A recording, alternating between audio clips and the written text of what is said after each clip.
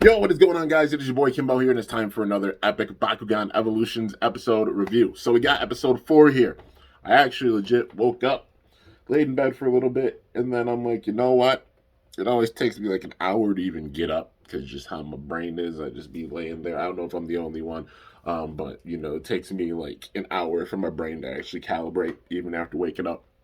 I figured I'd sit there and watch the show while my brain was calibrating. But we got episode 4 of Evolution, so I'm digging what they're doing with the season for sure, man. It's already up there with the other seasons for sure. And even how it started off, I think it started off even stronger than some of the other seasons have. I guess probably in its own way because they've all started off in their own unique way, big time. But just the backstory and everything they threw at us already.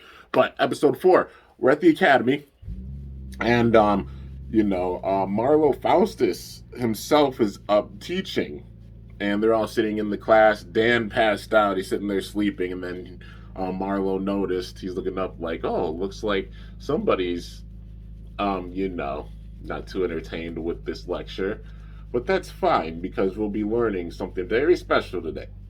And then Dan kind of nodded and came back to the awesome brothers. Are like, "What special lesson?" He's just like, "Huh?" Then he turns around and he's like, "Wake up, Dan Kuzo." And he turns around. Dan turns around. He's like, "I know that voice. It is none other than Magnus, man. Magnus is back. Julius, I hear you." Oh man, I love the conviction and such that you have when you're acting such. I don't know. He pops in sometimes. Sometimes the voice actors like pop in even, and it's wild, man. Even saying that I've gotten to meet Julius Cho in person, it's insane. Like Julius Cho, Devin Mack, I've talked with Jonah. It's wild, man. It's a blessing for sure. But Magnus shows up, and then Marlo walks up to him directly, and not only says he's a student at the university. He's not a student at the university. He's at the university as a teacher. And then of course Dan and everybody else is like, "Teacher?" Yup, Magnus is a teacher. He's the newest teacher at the university. So, um, yeah, Dan's obviously shook by it, but then they all go outside for the lesson, and Marlo says that Magnus is going to put on the lesson and he's going to have a battle. And then Magnus chooses who? And the person that he chose was, he was going to, Athena jumped in, like, "As the number one brawler, I will face you." And then he's like, "No, I want to face you, Dan Kuzo." Athena got pissed. She was like, "What?" Like, he's not even on our league or anything. Why would you want to face him? And Dan was like, "Okay, let's go, Magnus." And Magnus, even with Athena being upset, he was like, "I've made my decision. End of discussion." Because, classic Magnus, man. Julius was fitting this role. You already know, man. But they have the battle. So in the middle of it, Dan shows off his new evolution. It's Drago versus Nilius, of course. Got to have this rivalry coming back full circle. And even seeing it at this stage in the 4th season is epic, man. I love it. Still having the whole rivalry with Dan and Magnus. But then Dan's like, "I'll show you something." So he throws out Drago. He gets the Evo speed. Well, no, the Evo power mode. The Evo strength. And then Magnus sends out the Evo strength. And it's really back and forth and intense. But in the middle of that battle, honestly, Magnus was starting to take the tide a bit, but then, Dan and Drago were fighting back. Because Dan's a genius brawler for sure, he just picks up on things like that, like even right away. But in the middle of it, there was an elemental storm that was sent near the academy. So Marlo called off the battle right in the middle of it. So, obviously protecting both of them, having that good resolution and such.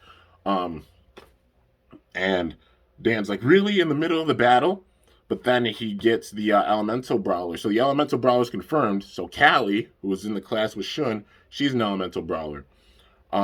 Chet, who was in the class with, with Leah and Riot, he's an elemental brawler, confirmed.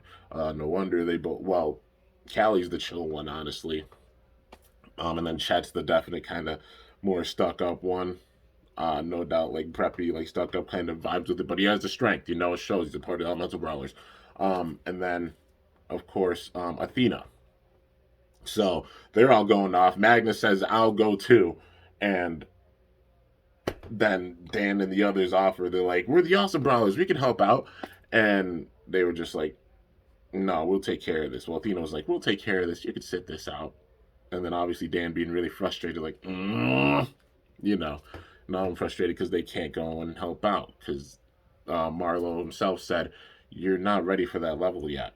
Being real. And I like that because it's not the whole like, oh, hey, protected protagonist, always winning, always the top guy, always the person to beat type of role. Nah, man. They've humbled the Awesome Brawlers with this already, and we got that development with them, so they're just going to work their way up and such. Do the academy, which they're slowly doing, you know? But I like that. But anyways, we get to the elemental storm, and it's an Aquas one. So you see the power of Aquas shooting out of the ground. And it's actually a Krakelios. And they even put in a Krakelios, so it's not Krakenoid, Krakelios comes out with this. And it has some really, really strong power with it. And they realize just how strong it is.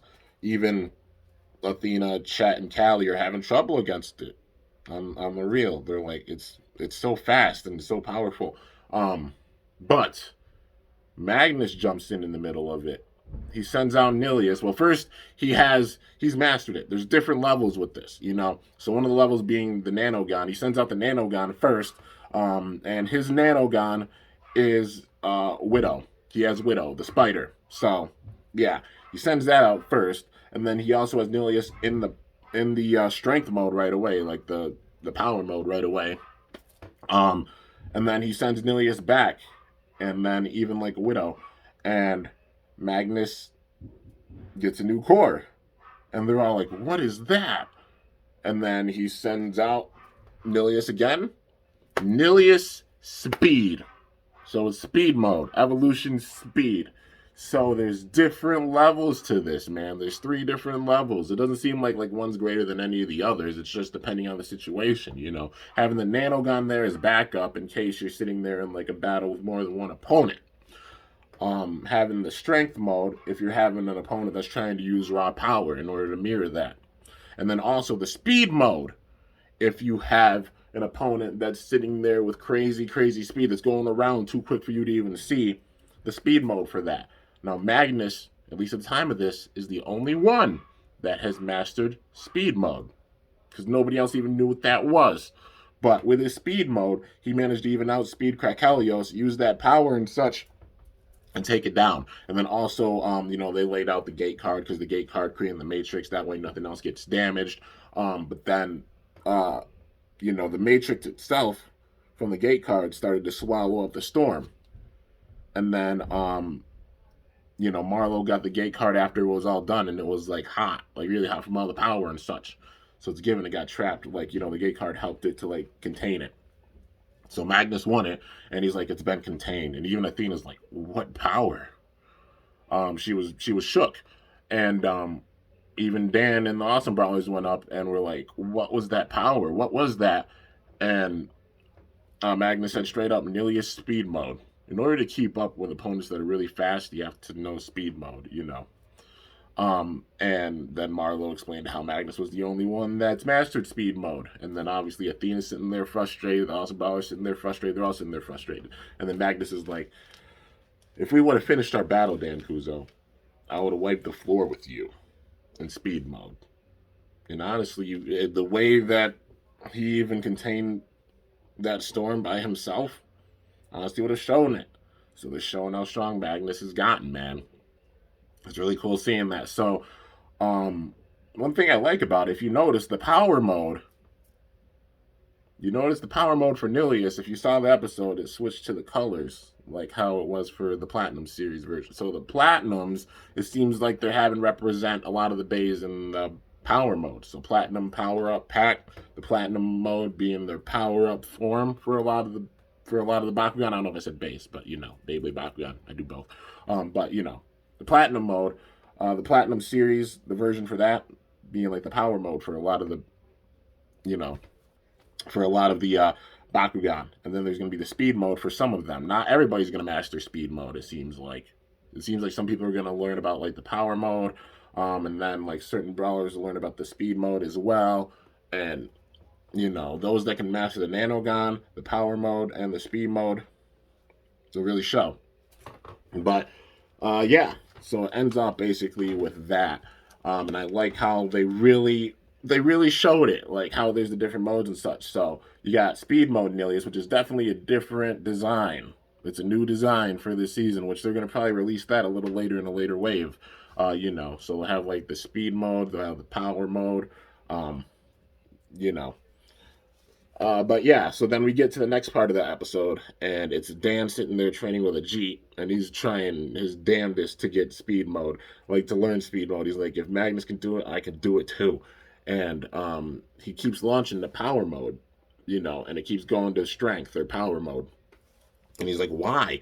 Um, you know, but then the same time, Athena's off training with Leah and Pegatrix, and you're in the middle of their battle. She's trying to get speed mode, but she's not able to do it. So she's even struggling getting it. And Athena's always been obsessed with number one, and we get an answer of why she's so obsessed. Well, they even ask her in this battle, like, why are you trying to be number one? I'm trying to be the best, because I have to be the best to save the world. Um, and then Leah's like, maybe you should take a break for now. And she's like, you're not going to want to battle anymore? Fine. Well, then. Outface looks up at Winton, who's sitting up in the stands. He's like, nothing here. Like, I'm not trying to battle right now. It was hilarious. But then Athena decides to go off and see, like, what Dan and the others do. What happens to walk in on, like, Dan and the Jeep battling. And in the middle of it, Dan launches out and he actually gets the speed mode. So we see like the power mode for Drago, which is an Evo version of him, and then we see another Evo version. So we've seen two different modes, like new modes for Drago. One being the version that has the head sticking up and such with the arms out, and showing the body. That's the power mode for Drago. So they gave it its own unique form for the power mode. And then he got speed mode at least one time, and then that's the version with like the wings going up, and then you see the head. That version reminds me a lot of Blast Elico, like actually Blast Elico that they released in Japan, that they never actually released, in the U.S. They had it in the show, but they never actually released it as a figure. But they're gonna release it as a figure, and I feel like it's paying homage even to Blast Elico, and they're still paying homage, man. Even with this, like Nanogon season 4, the plot, how they're having things with this, like the rivals and stuff, still having the season 1 vibes, and then even like vibes of season 2, because like a figure that kind of looks like plastic. Man, they're paying so much homage, and it's wild, man. It's wild just seeing that. Looking at the show and seeing how they're paying homage, even it's sick. But yeah, but she walks in and Drago was in speed mode, and Athena got pissed. She was like, "How?" And then they're about to go eat food because like a G and the others have been waiting to eat. And then as they're about to walk off, Athena walks up to Dan like, "Battle me, Dan Kuzo." And then he's like, well, I just kind of got speed mode and I'm hungry and I kind of earned this. So I'm going to go get some food. And then right as he's like walking by her, she's like, what, are you afraid? Because I've beaten you before. And he's like, no, I'm not afraid at all. So then in the middle of the battle, so in the middle of it, they start battling. So then it's Blitzfox versus Drago. We got this battle going on again. You can tell they're really similar because Dan hates losing. He's super competitive. But then Athena, same thing.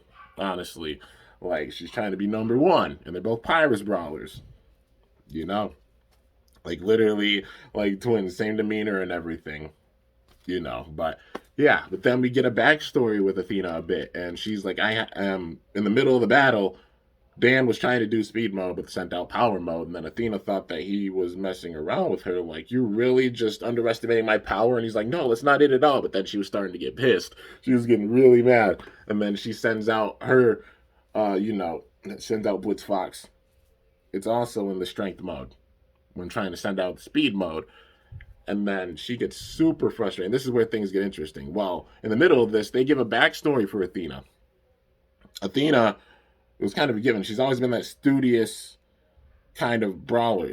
Honestly, she's got like Gen 1 Marucho vibes with her. What I mean is during Gen 1, if you know the story behind Marucho, he basically did everything for his family and such, including his studies, didn't really talk to anybody except like her family didn't really force her to do it. She wanted to do it, but she was always like very studious, very, very smart. And even a lot of the questions that she was learning in class, they had cutscenes of her in class.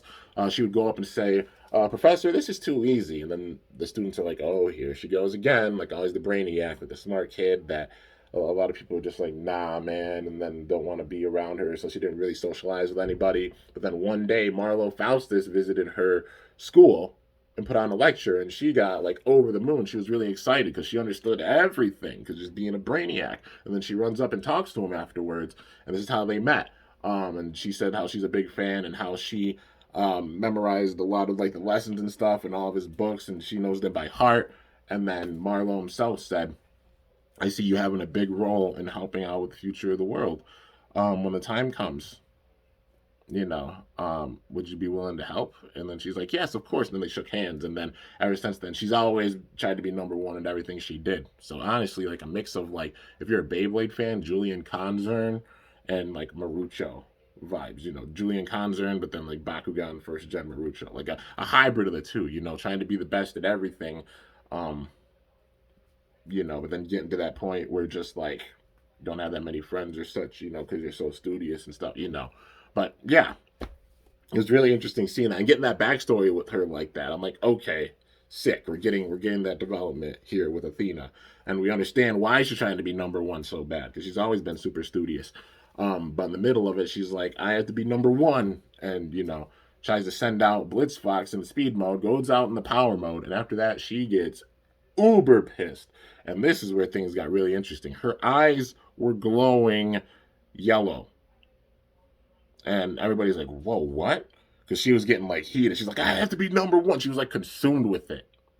And it seems like anybody who gets by an elemental storm or such, just like the feelings or such off of it, maybe it's some negative energy or something, can cloud their judgment for sure. Like she got wrapped up in her emotions big time.